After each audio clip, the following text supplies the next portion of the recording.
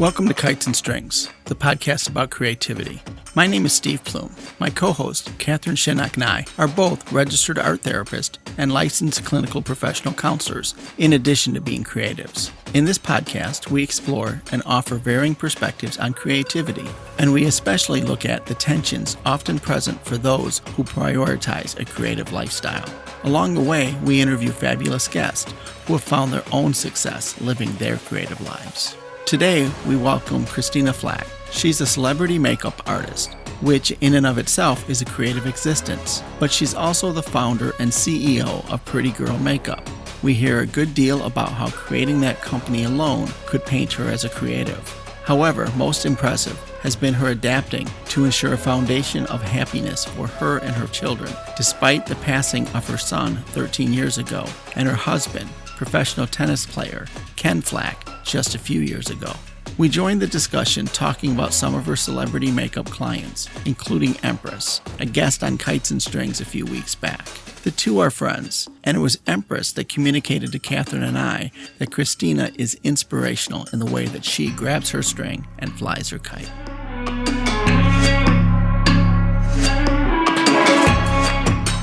We just dropped her episode, late last night. Oh, fantastic. I'm her makeup artist. I do all her album covers. Okay, and you've done a bunch of folk.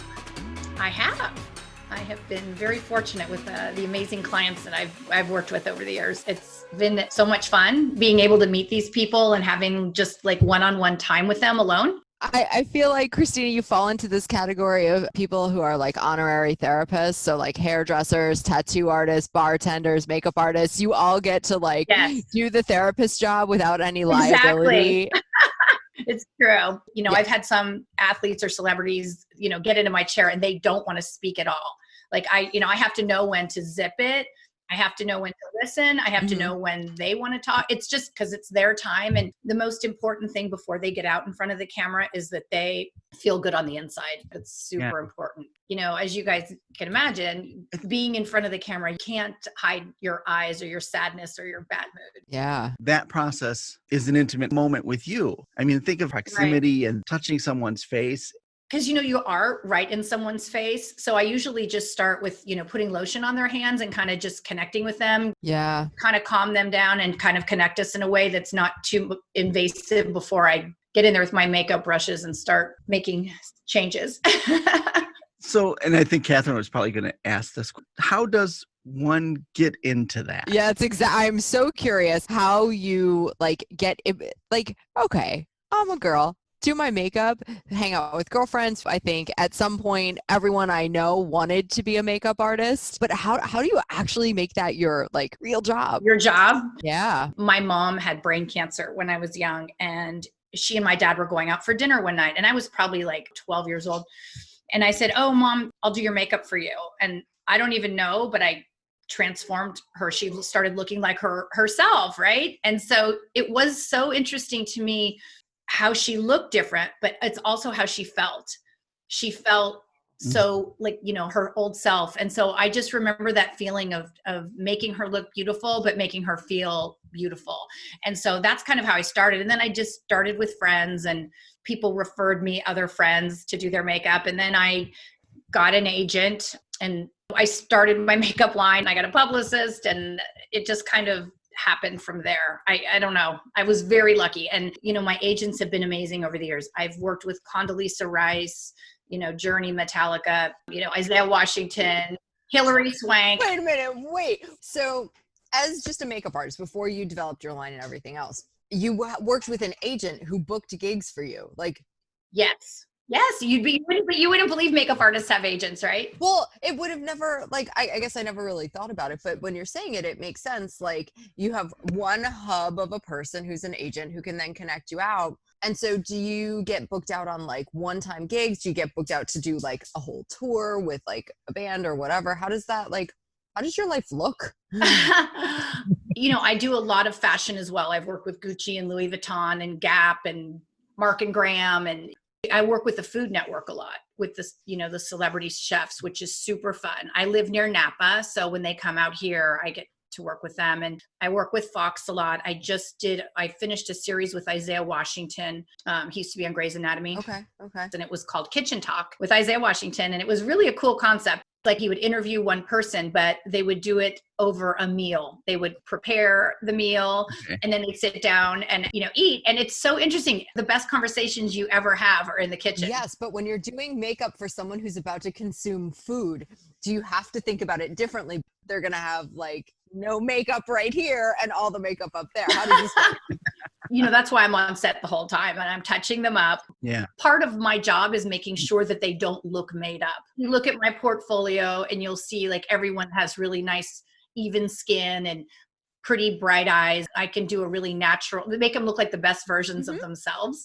But it was a really fun process because Isaiah and I became friends and I love working with these guys. They're so much fun. I get to watch them cook and it's a different experience working with someone for a series.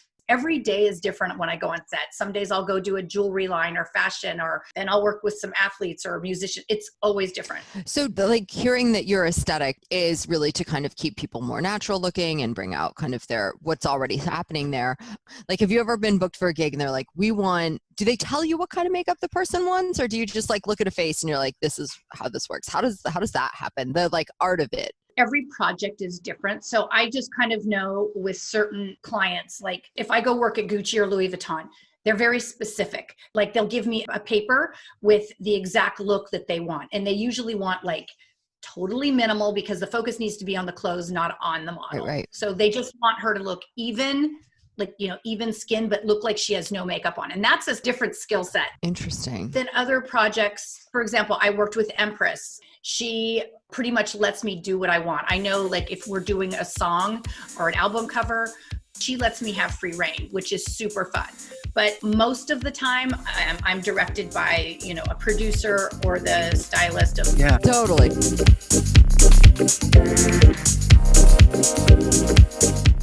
So if you're talented at helping your friends' makeup be all on fleek, the next step goes beyond just flaunting your work at the mall. If you're really good and could put together a portfolio, go get an agent already. So soon we're going to learn more details about Christina's work, about how even though makeup can be transformative, self-care is key and that beauty is truly from the inside out.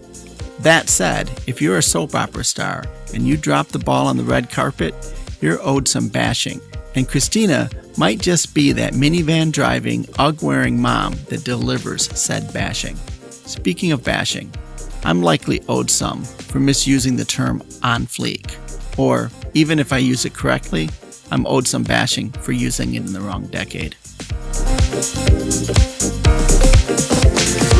So someone like Empress or like exceptionally beautiful people with like perfect faces, like not like a lived in face. Like, is it different for you in doing makeup with someone who has this like model level beauty? Honestly, you would be surprised. Beautiful people, when they have no makeup on, they look just like you and I. They have their flaws and I have to fix them. And sometimes even having someone that is not what you would imagine to be incredibly beautiful, I can transform them to be. And those are kind of fun ones to do too. The people that aren't perfect. Mm-hmm. And of course, how blessed am I to get a face like Empress that I get to make up. I did Hillary Swank's makeup for a Bulgari event in San Francisco. And, that was such an honor. And it was in Us magazine as a before and after on her. So that was really cool. Oh, wow. I worked with Condolezza Rice for Time magazine.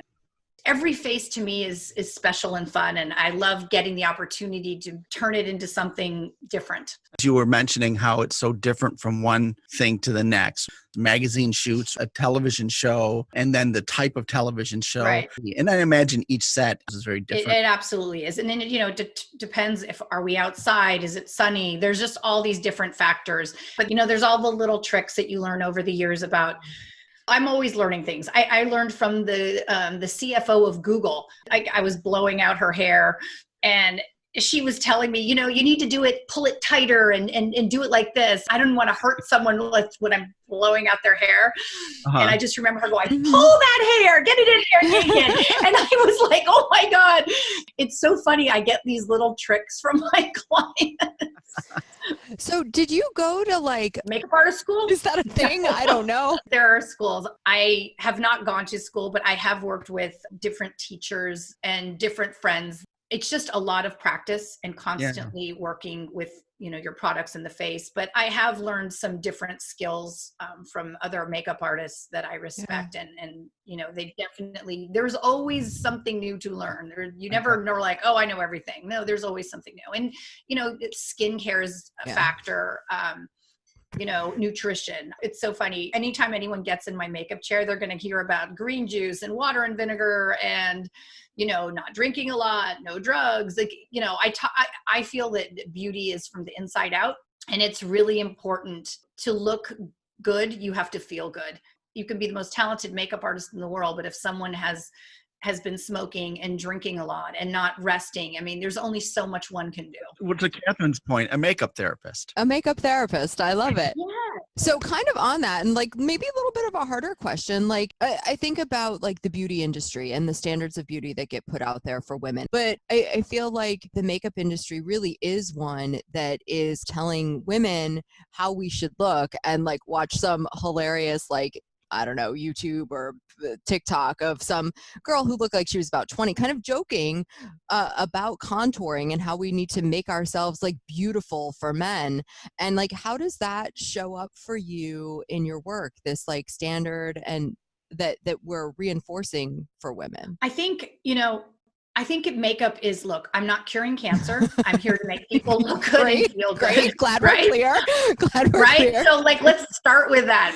I also feel that if it makes you feel more confident to look good, go do it. Unfortunately, that is our society. People like pretty people. I think everyone is beautiful in their way. They don't have to look like a movie star. Everyone should try and look their best just for themselves. It really has nothing to do with pleasing some other person. Yeah. I get up in the morning, and even if I'm in my office working, I make sure that I look, somewhat presentable. It just makes me feel better about me. I used to write this article for Soap Opera Digest every week. I was a celebrity basher. Wait a minute. Can we just pause for 1 second? I love that you wrote for Soap Opera Digest. Oh, for years. Are you kidding? It's amazing. Yeah, like 15 years I've been, writing for Soap Opera Digest. So I go in there and I write, my editor in New York will send me images. And if they had anything to do with a soap opera, they were fair game for us to write about. I would try to be pleasant, but if you're going to go on the red carpet and look ridiculous, well, sorry, you're going to have to hear it from me. So anyway, I would write about people, and it was so funny. My kids would be like, Mom, you have a lot of nerve. Like, look at you driving us to school in a baseball hat and Uggs and, a coat. I look homeless. I always would laugh. I would tell my editor, I'm like, oh my gosh, if one day I'm just waiting for a camera to show up and get me looking awful and I'm going to get slammed by someone, right? But it's so funny. I got a call one time from Sharon Case. She's an actress on Young and the Restless. Mm-hmm. I think my publicist had sent her some product, and so she called me and wanted more. And all I heard was, "This is Sharon Case from Young and the Restless." And I'm like, "Oh my God, was I rude?" And she goes, "Yes, but I need some lip gloss." And I said, "Well," she goes, can I buy some?" And I'm like, "I can't insult you and then charge you." So she and I became friends, and I sent her, a bunch of lip gloss and lipstick that she wears. So it's always never a dull moment in my house, Yeah. And I can so get that point that you were making, like when people feel good, it helps them feel good. I get that. 100%. And also when you said when people look their best, and I'm guessing too that their best is going to be, everybody's going to have a different definition of what their best is. Yeah. Well, I think everyone can look like their best version of themselves. Mm-hmm. There's no one that's more beautiful, more whatever. I just feel like in life, we all have our bumps in the road. And it's how we choose to handle them. It's how we choose to treat other people. And if, you're going to be a nicer person, you brush your ponytail and put a little concealer on, well, then do it. Yeah. I think beauty really does come from within. If you're a good person and doing good for the world and happy and treating people with love and respect, you look more beautiful. Yeah. I've worked with some people that, look beautiful on the outside and are not so pretty on the inside. And let me tell you, your view of them really does change when they're not very kind or they're rude or, Yeah. Oh, yeah. Steve, are you looking for dirt on who the nasty person is who's gorgeous on the outside? Who's the dirtiest, ugliest inside and prettiest outside? You don't have to tell us. I probably wouldn't have an agent within the hour if I said I know. I can't say. Yeah, no, I'm thinking of some band in the 90s. What's the name of the song? She's Not Pretty, She Just Looks That Way. Oh, I don't know that song. I'm going to have to download that. She's not pretty, she just looks that way? Is that the name of the I song? haven't heard that one. It's just that I love that line. She's not pretty, she just looks that way. Yeah.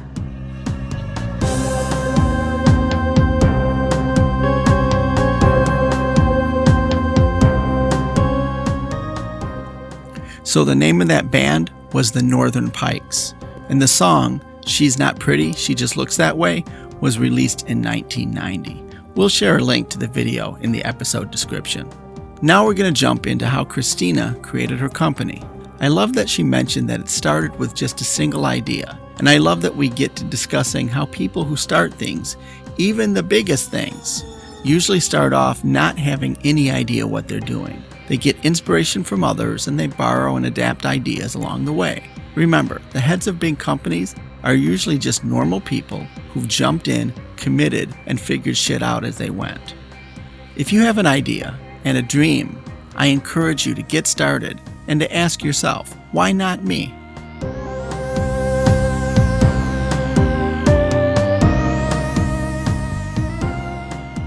So going back though, you had mentioned breaking in. You were doing makeup and then you got an agent and then you developed your makeup line. Correct. Now, that sounded like it was more than, oh, and then I just developed a makeup line.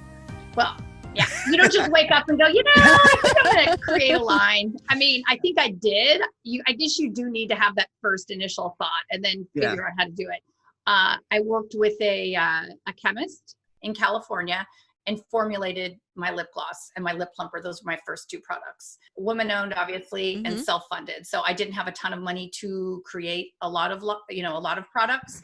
So I started out with 7 lip glosses and I wanted them to look good on all my friends. And, I have friends of all colors, right? Light, dark, and everything in between. So I wanted all my colors to look good on everybody. I literally thought, because I'm so like, okay, let's get this done, chop, chop. I thought I would have, I think I'm going to make lip gloss. I'll get it packaged and formulated. It should be in the stores within the month, and not even close. Over a year, it was a 2-step process, getting the texture of it and then getting all the colors to be the way you want it. And you would be shocked. Tiny little, the red, I wanted a little bit more brown, or the pink, a little like, it was shocking how much time it took. My friend, Tyler Florence, the chef, he started multiple businesses. And one day he was asking me, we're doing a shoot and he's like, how's your company going? And I'm like, oh my God, like, I can't believe how much money it costs and how much time. And he said, you know what, if anyone knew how hard it was to do what we do, no one would do it. If you realized how much time, no one would do anything if they realized how much time and money it was going to take. You step in and you don't know. You turn the next page. It's, I guess I got to do this. Right. Yeah. You're not handed a booklet like, okay, you're a CEO now. This is what you need to do. You kind of have to figure it out along the way. And this is what I tell my kids all the time. I have loved every minute of this process. There's been times where it's a little hard or, this pandemic and everything else, but I have enjoyed every minute of what I do, formulating new products, meeting people, talking to you guys. I mean, I have enjoyed every step of my career. And I think if you enjoy everything, the million hours that you put into it is enjoyable. Anybody can have a great idea, right? A very, very dear friend of mine who is in his 90s now is like the man of like all of the ideas. And what I learned from him is that anybody can have an idea, but actually taking the steps to make it happen is where so many people fall off. So you had this great idea, I'm going to make lip gloss and lip plumpers, and it will be done in a month, no problem, right? You persevered through like all of the year it took to actually make it. And I think that's the part, like that's a little bit of what we want to really like explore in this podcast is like not just the creative inspiration, but then the execution and the stuff that is like maybe for some people less fun of like, figuring out the chemical compound of lip gloss, whatever that may be. So I appreciate that you stuck through and you did that. But I guess I'm also wondering is what inspired you to make your own lip gloss? Like there's a million lip glosses out there. Why did you want to make your own? That's true. And that's a good question. One of my clients is the CEO of Hint Water, and she speaks all the time about people starting companies because of a problem that needed to be solved. So for example, her problem was she had gained weight. She didn't like the taste of water, and she couldn't find a water that had flavor that wasn't full of chemicals and stuff. She just wanted like some fruit essence. So that's how she started her company. So with my company, I was a mom, I have 5 children. I was always I drink a ton of water because that's one of my laws of drinking a lot of water. But it was like, I was constantly drinking water, putting on lip gloss, like all the time. It was like, So I just thought, why isn't there a lip gloss that lasts longer than, through one bottle of water? And I couldn't find one. So I'm like, fine, I'll just make it myself. And so I was really inspired by the women that had created Benefit Cosmetics, because all of their packaging was so fun and whimsical and cute, and they all had funny names. And so that was part of what I did with Pretty Girl. Was I feel like everyone is a pretty girl, and everyone should feel pretty for a minute of the day. And I, as a mom, I've got all these kids and dogs and responsibilities, and if I can feel good with like I look at my lip gloss as Private Jet, or Rich Husband, which is these are your lip gloss names: Private Jet and Rich Husband. Yeah, and then Soulmates. Like if I can just like make someone laugh for 2 seconds, well, how great is that? Right. Sometimes as a mom, you just need a moment to just not feel like, oh, I'm in a carpool with screaming kids and they're all the nuts. So I like that it made someone feel good, and I like it had funny names, and it's been so much fun, creating this stuff. And then I started some spa products, Rough Me Up, Honey Butter Me Up. And then I had some candles, like camping in a hotel suite. Yes. Pretty Girl doesn't want to camp. She doesn't want to be. No, she glamps. Right. She totally glamps.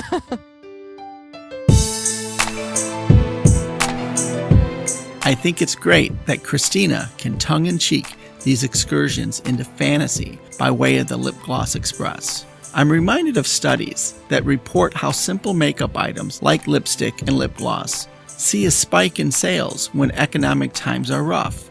Small ticket items that can make us feel better in the instant are needed during rough times. It makes perfect sense.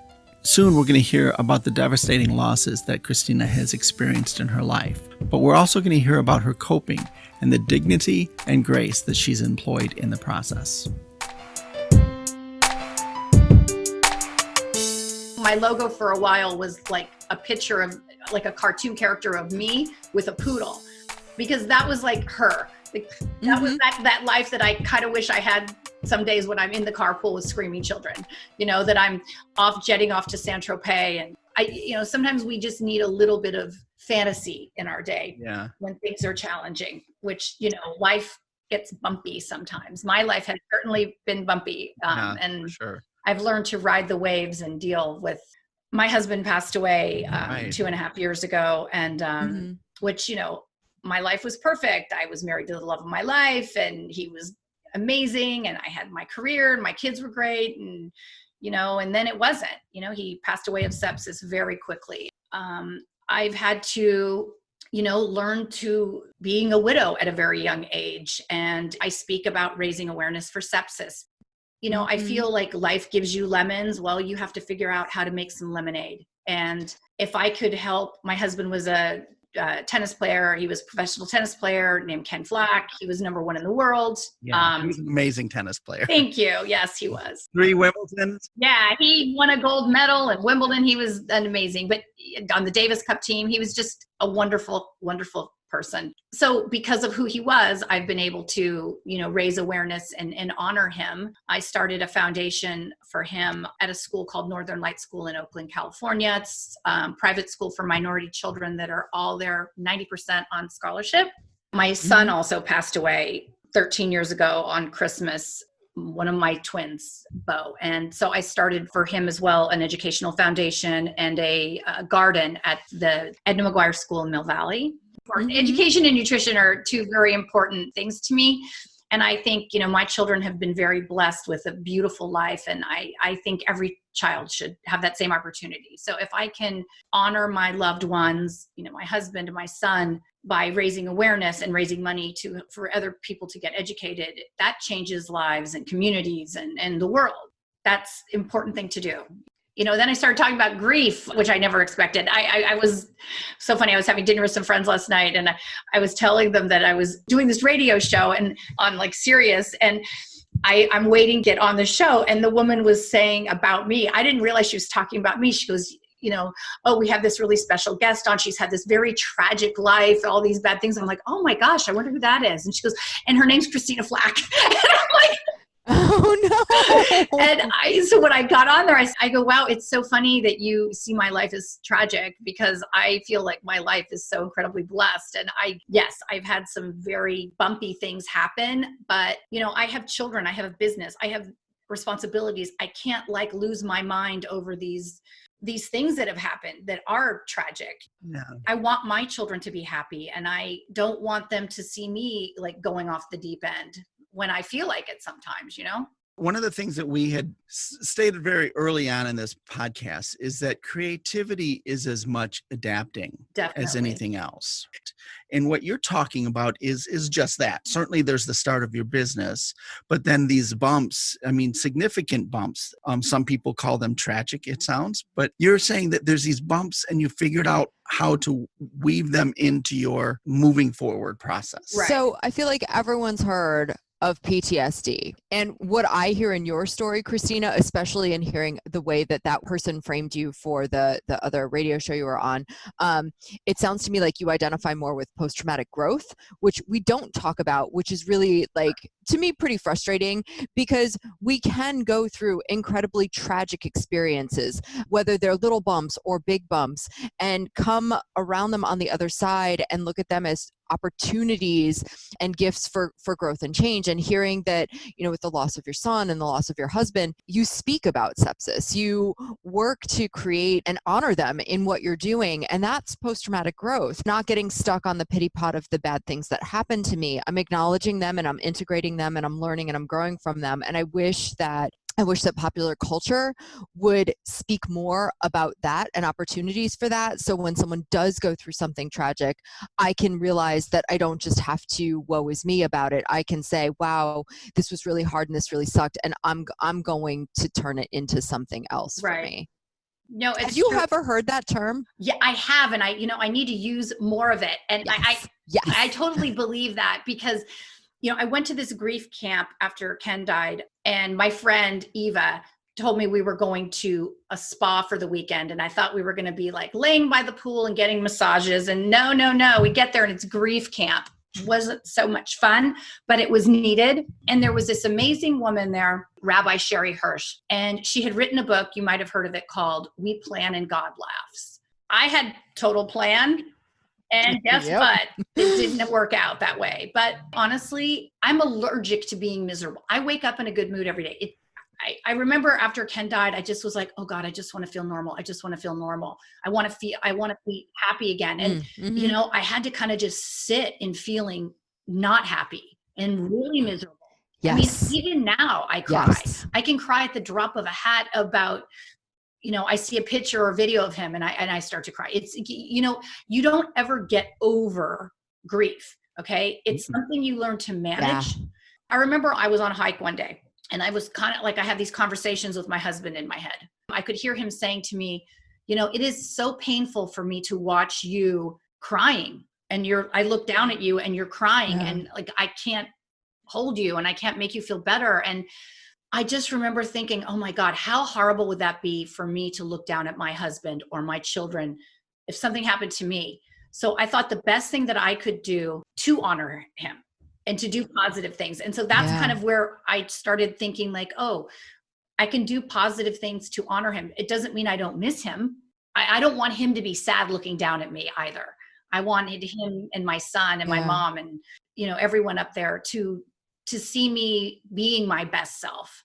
Mm-hmm. And I think that is the way to honor your loved one. Everyone can deal with their grief if and when, however they want to deal with it, but it's still going to be there, and it's never going to go away unless you deal with it. I think it's important to address it, acknowledge it. I feel like I've met with some people that have that deal with grief, and they feel that if they don't stay miserable and unhappy, they don't miss the person or they don't love the person. And that is so ludicrous. Right. Yeah. Well, I just love grabbing onto that word of honor. When you think of people, rather than grieving them, it's just honoring them. Right. The other thing you said, Christina, that I think is so important in it and that people really struggle with is like being in it. And there's this push to, I just want things to get back to normal. I just want things to get back to normal. And what normal was will never ever be again. True. So you have to sit in the discomfort of transition, because what you're doing is really transitioning into something that you don't know what it's going to be. Nobody sits there and imagines like, oh, what's my life going to be like if my kid passes away? So you have to be in that space. And I really appreciate your effort and energy in doing that and talking about it. No, I mean, I remember after Ken died, my agent called to check on me, and I'm like, just book me anything, because anytime I'm on set, that's my happy place. So I thought, okay, well, if I can go do a shoot, I'll feel good again. And I remember it was literally a week after he died. I was out of my mind, but I went to do this shoot. I thought I'd feel like my old self, and I didn't. You have to find your new normal. And that is part of life. You have to just adapt to the new normal. And it's how we decide to handle these things. I want to have a happy, loving, amazing life. But I had to figure it out, like to be alone again, how weird that feels, and how people interact with me. And it's just a whole new way, but it's just part of life, and you can choose to be happy or choose to be miserable. And moving through different times and spaces of that. And I really appreciate you also saying, like, even now you can see a video of your husband and it brings you to tears. And what I like to say to people a lot is giving yourself permission to feel all the feelings and move through all of the coping skills. And that there may be some days where you just want to like go out and pretend like you're living your old life for a day and book that gig and be like, yep, everything is normal. Right. But in your heart knowing it's not. Or throw on some private jet lip gloss and like jump in your minivan and be like, private fucking jet. But like indulging in the fantasy as a very valid way of existing in the world. Again, consciously saying I'm going to indulge in fantasy, consciously saying I'm going to sit in some discomfort right now, and holding space for all of them.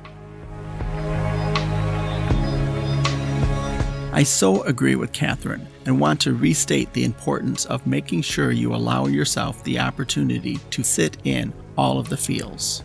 As mentioned in a previous episode, these feelings are like our angels, telling us what to do, and we need to take a moment to listen to them. Moving forward, we're going to hear more about what Christina did to take care of herself and to manage her grief. She counts her blessings, and she shares too about how important it is for people of privilege and status to give back. I remember that I had to learn to not get too tired, not get too hungry, exercise a lot. That really helped. That would help balance me. I really had to learn to take care of myself. And that helped manage the grief as well. Mm-hmm. Even now, I know that if I'm feeling a little overwhelmed, okay, go take a bath. Learning to know that, this moment what I'm feeling right now, it is going to change. I'm not going to be feeling this when I wake up in the morning. Yes. Every day is a new day. And there are some blessings in life. I've got these amazing children, amazing friends. I work with fabulous people. I am healthy. I have so many blessings. And I really have learned that if you can focus a little bit, just when you're having a moment, okay, think of 5 things you're grateful for. And I think also helping other people. I think it has been very helpful for my grieving that I am able to raise awareness and help people not lose a loved one. My son, so the Northern Lights School in Oakland, we started these 2 educational funds. My son, Ben, is Bo's twin, and he is a golfer. And for the last 4 years, he has gone, there's a Vita Blue. He was a professional baseball player, puts on this celebrity golf tournament. Ken used to play in it to raise money for the school. So Ben, first year, he made like $3,000, $6,000, $12,000. And then the last year he raised $35,500 in one day, one little 13-year-old boy. What? Yeah. I said, it was so great. Like, the NFL was there, all the sports people in the Bay Area, you know, the Warriors, the 49ers, the Raiders, the A's, the Giants, you know, the Sharks, all of these athletes came to support this school because it's so amazing. I said, Ben, that is so, I can't even believe how much money, you know, that's so great. And he's like, Mom, I played golf today, big deal. And I missed school. I'm like, no, you don't get it. That $35,500 is going to allow 2 children to go to private school for an entire year. Wow. Okay. That is life-changing for some people. I think it's really important to set that example of giving back. You know, you can't have a dad like Ken Flach and just think like, oh, okay, well, I'm going to get free tickets to Wimbledon. You need to do good with who you are and help others. My daughter Rose said something to me that was so funny. It wasn't funny. It was actually really neat. She said, you know, Mom, after Ken died, you know, it was so impressive to see how you handled it with such grace and dignity. And it's kind of like your lectures on drugs and alcohol were kind of lame. I'm like, what do you mean lame? I thought they were award-winning. Like, no, your example of how you conduct your life and how you are with you treat people and what you do to make the world a better place. Those are so much more impactful to us kids than anything you could say. And I didn't even realize, I mean, you know, I've had these kids and everything, and you don't realize that your example is so much stronger than anything you could say. Well, the model you present, and that's one of the points I was going to bring up too, is talking about creative and all that. And it's not even being creative, it's adapting, and you're adapting and having kids, right? And I was wondering how old your kids were, and sounds like they're and what they do. Well, because you have, I was wondering if they were older, how much but you have some kids that are certainly needing a lot of parenting still, and you've had to adapt, and it sounds like you've done it gracefully, and it's being recognized, which is way, way cool. Well, thank you. Thank you. Yeah, my daughter, Melania, is 27. She's a fashion designer. She graduated from Central St. Martin's in London, and she's just started her own fashion line called Ruja. Rose went to NYU and she is a screenwriter. She's been working in LA on a TV show and she's writing scripts. And then my son Nikolai is in college and he is trying to turn pro as a golfer. And my little one, who's 6 feet tall, is in 8th grade and he plays golf competitively. He's like one of the top juniors in California. Wow. So. You've got some really kids going down creative paths, Christina. And I know Steve, as the parent in this duo, is always curious about that and always asks people about how their parents supported their creativity or didn't. So what do you think it is that is guiding, pushing, allowing your kids to move down these creative paths with fashion design, with screenwriting, with, you know, athletics? You know, their dad is an attorney and thinks they have all these weird jobs. Yeah. It's interesting. I like that they have a little bit of both their dad and I in their careers. They have, you know, they're in fashion and they're writing, but they've also taken business classes. So I think it's a really good balance. And I think to have the creativity part that's so fulfilling, but you also do need that aspect of business to run a company. You know, the balance of both is super important and I'm glad that they have. Yeah. Can you think back in your own life, what you received from your parents that gave you the confidence it is to kind of take an idea and run with it? I think my parents always told me that I could be or do anything that I wanted to do. And I don't know. It's just in me. And I am really grateful. I know my dad sometimes would think like he's like, what do? You make lip gloss? My dad's Russian, so he likes things to be a little traditional. Let's just say that. And he thinks it's weird that I don't have a job every day, like, you know, being a makeup artist. So I'm like, okay, yeah, but I have plan B. So I have, you know, I run my company on the days that I'm not being a makeup artist. You know, you make a lot of money when you work and then you don't. You could work, you know, once or twice a week or 5 days a week or not work for a couple. It's like that. It's like that. Was your dad raised in Russia? No, his parents were, but it's still there. It's, sure it's, Oh, yeah. Communist Russia mentality of like, wait, you put paint on people's faces to make them look better. Like, probably doesn't quite fit in with standing in a line for a potato. No, exactly. No, he definitely thinks it's interesting. But what's great is like, even with that, you got the message that you can you can do anything and you can be anything. And it sounds like he maybe like raised an eyebrow at it and doesn't quite understand it, but certainly didn't tell you not to do it. No, he totally does. And I mean, even now, like, this past year has been so crazy. Like I've been on some magazine covers and, I've just gotten, I'm getting investors for Pretty Girls. So we're going to, take it to the next level, which is super exciting. And I know my dad's really proud of me, even though he can't understand what it is I do. Yeah.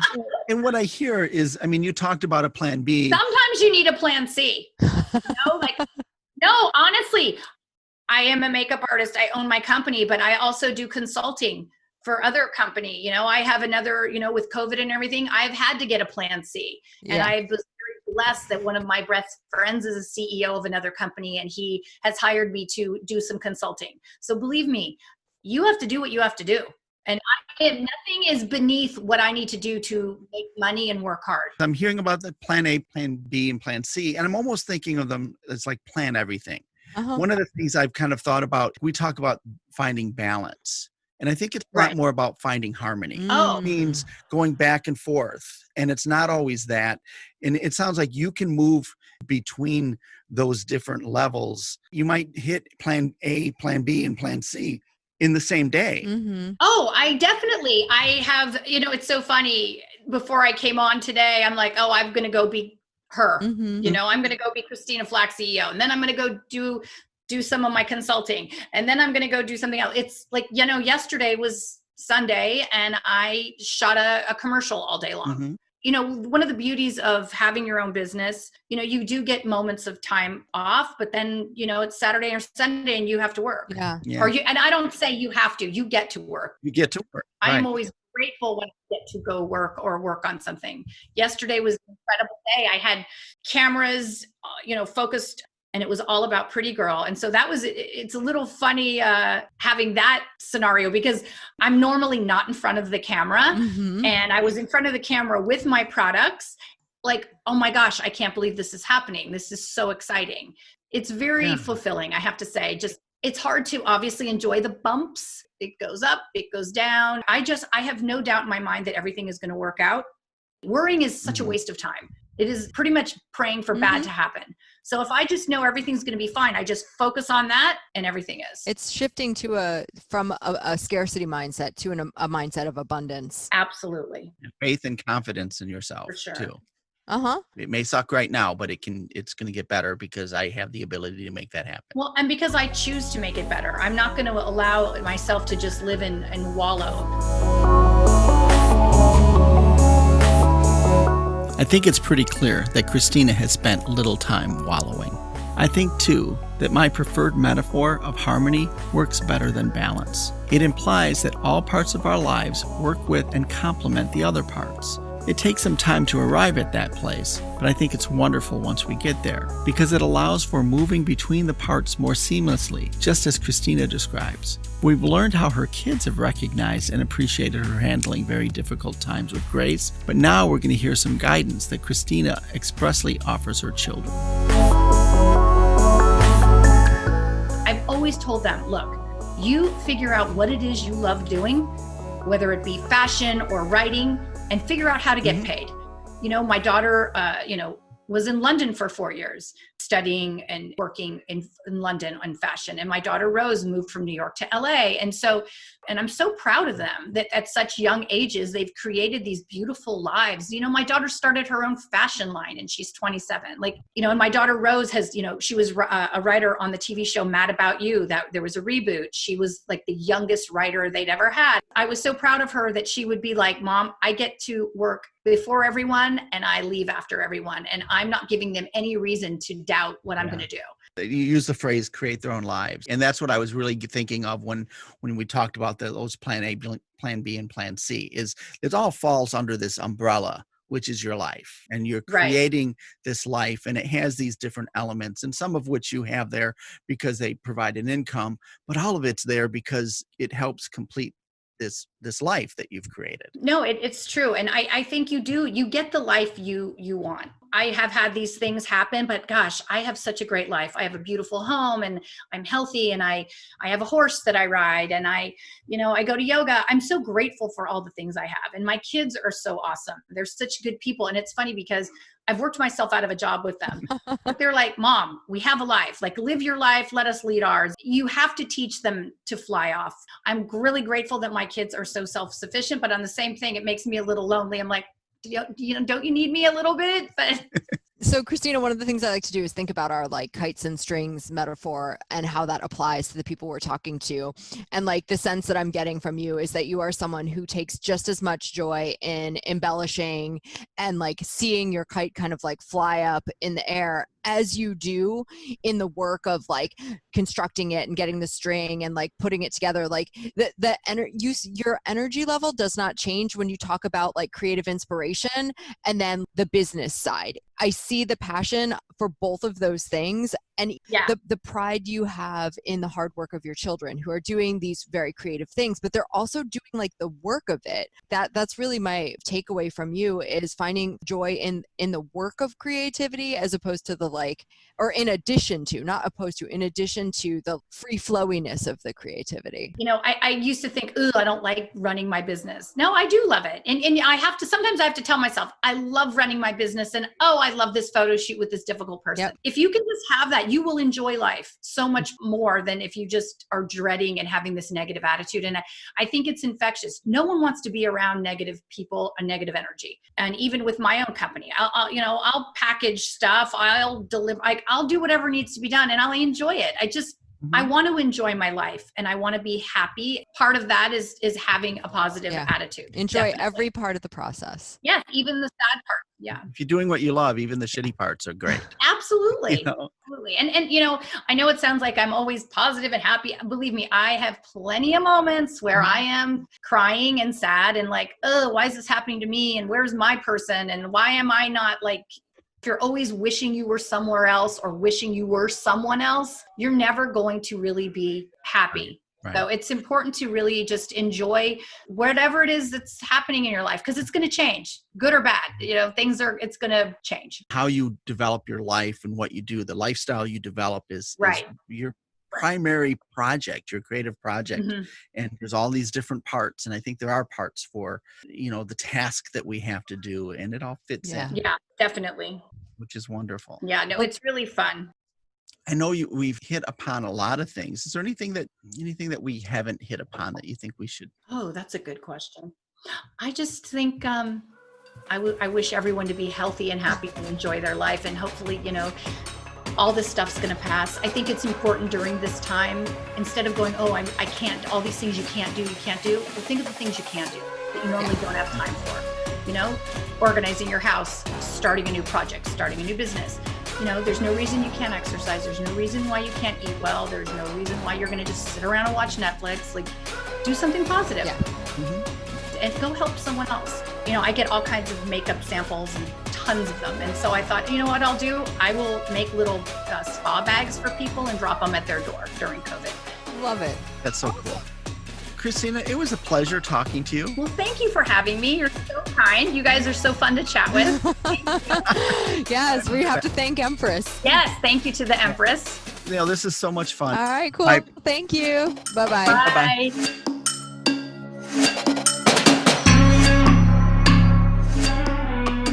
It was a distinct pleasure talking to Christina Flach. She's inspirational in the way that she lives her life, despite the losses that some who, on first blush, might call tragic. Of course, we'll have all of her sites available in the episode description and on our website, where you will also find some pics from today's episode, along with pics from all past episodes. Please know that our website is www.kitesandstrings.com. Please share Kites and Strings with your friends and rate us. It really helps. And if you have a moment to drop an idea, suggestion, or comment, please email us at kitesandstringspodcast@gmail.com. You can also find us on Facebook and Instagram. The Kites and Strings theme music is by Harrison Amir. Other original music is by Pixabay Music at pixabaymusic.com. Today's episode was produced and edited by me, Steve Plume, at Turning Stones Counseling, Inc. Be safe.